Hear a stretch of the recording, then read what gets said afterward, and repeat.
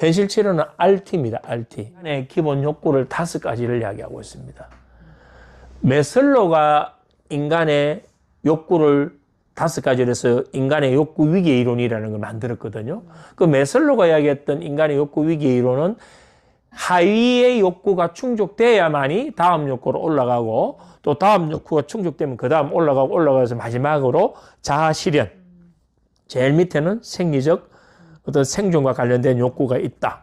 그럼 최고 위에는 내가 하고 싶은 걸 하면서 행복한 삶을 사는 자아 실현의 단계가 있다라고 보는 게 욕구 위계 이론인데, 여기서도 비슷한데 약간 달라요. 요건 꼭 단계를 밟지 않아도 된다 이 말이에요.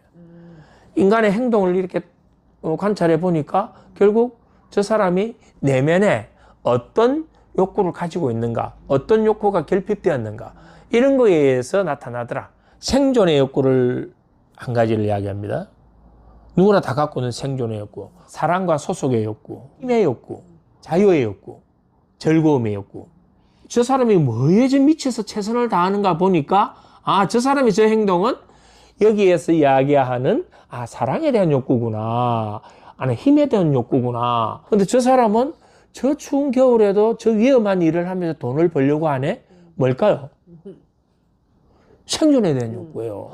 모든 사람들이 자기가 갖고 있는 그 욕구에 따라서 어떤 동기가 일어나고 행동을 하게 된다라는 이론이에요. 저 사람은 지금 도박에 완전히 빠져 도박에 중독된 상태. 그건 뭘까요? 뭐에 대한 욕구일까요? 즐거움에 대한 욕구죠. 그래서 저 사람은 어디인가 구속되는 걸 싫어하고 남이 통제하는 걸 싫어해. 그래서 스스로 자기가 결정해서 자기가 하고 싶은 걸 해. 그건 뭘까요? 자유에 대한 욕구예요. 그래서 이 5가지 욕구를 알면 사람들의 행동을 보고 그럴 수 있지. 그러면 그 사람의 욕구를 좀 더 긍정적인 쪽으로 발현할 수 있도록 유도해 준다면 훨씬 도움을 줄 수 있지 않을까요? 인간의 행동은 총 4가지로 이루어진다고 요 이론에서 봐요. 활동하기, 생각하기, 느끼기, 그 다음에 마지막이 신체 반응. 요건데 이 느끼기하고 신체 반응은 우리가 잘 바꾸기 힘든다. 그래서 활동하기와 생각하기를 바꿈으로 해서 뒤에 2가지도 바꿀 수 있다는데, 이건 현장에서 실제 해보면 그다지 잘 적용 안 되는 이론이에요. 오히려 제가 그 태사라는 걸 했잖아요.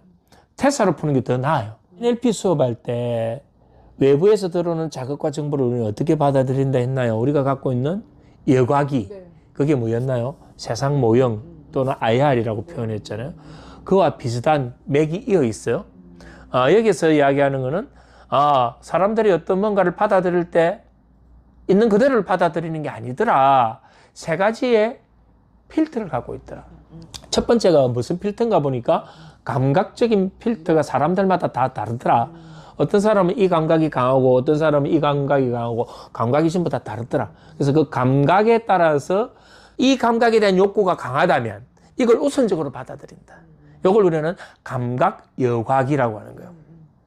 그 다음 또 여곽이 하나가 뭐냐면 지식 여곽이다. 이 사람이 그 전에 어떤 공부를 했는가? 이 사람이 자유민주주의에 대한 지식이 들어있는가? 공산주의에 대한 이론이 들어있는가? 지식이 들어있는가? 아니면 뭐 보수적인 어떤 지식이 관련된 게 많이 들어와 있는가? 아니면 진보적인 지식이 많이 들어와 있는가? 이 사람이 기독교적인 지식이 많이 들어와 있는지 불교적인 지식이 많이 들어와 있는지, 지식이 먼저 자리 잡은 그게 필터링을 하더라. 요걸 우리는 뭐냐면 지식 여곽이라고 합니다. 그 다음에 마지막 한 가지는 가치 여곽이에요. 어떤 사람은 이걸 돈을 이 돈은 내 생명이야 라고 받아들이는 사람이 있는가 하면, 어떤 사람은 그 돈 중요하긴 해도 뭐 크게 내 인생이 그렇게 중요하지는 않아. 또 어떤 사람은 공부가 가장 중요하다고 하는데, 어떤 사람은 공부가 많이 하면 오히려 머리가 어수선해져. 또 어떤 사람은 골동품을 하나 가지고 이 골동품이 정말 귀한 거고 하면서 거기에 가치를 크게 갖고 있으니까 이 사람이 보는 이 골동품은 엄청나게 귀한 거고, 그럼 다른 사람들은 거기에 대한 가치가 없으니까 도자기뿐이야 라고 볼 수 있다. 그러면 우리가 이 감각과 지식과 가치 이 3가지가 사람들마다 같을까요, 다를까요? 다 다르죠. 어떤 사람은 풍만한 어떤 체형을 가진 사람을 선호하는 사람이 있고, 또 어떤 사람은 아주 빼짝 마른 사람을 선호하는 거. 어느 것이 옳다 그러다가 존재할 수가 없어요. 왜? 서로 감각이 다르고 지식이 다르고 가치가 다르니까. 어떤 사람은 뭐 진보를 좋아한다. 어떤 사람은 보수를 좋아한다. 그것조차도 전부 다 우리는 이 세 가지 필터링에 의해서 결정될 뿐이다. 지각된 세계예요.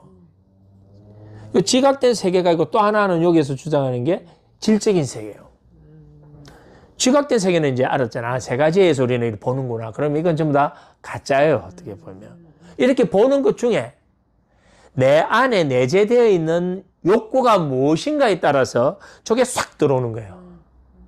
쉽게 얘기해서 우리는 주식의 이야기를 들어도 전혀 관심이 없어요. 모르니까.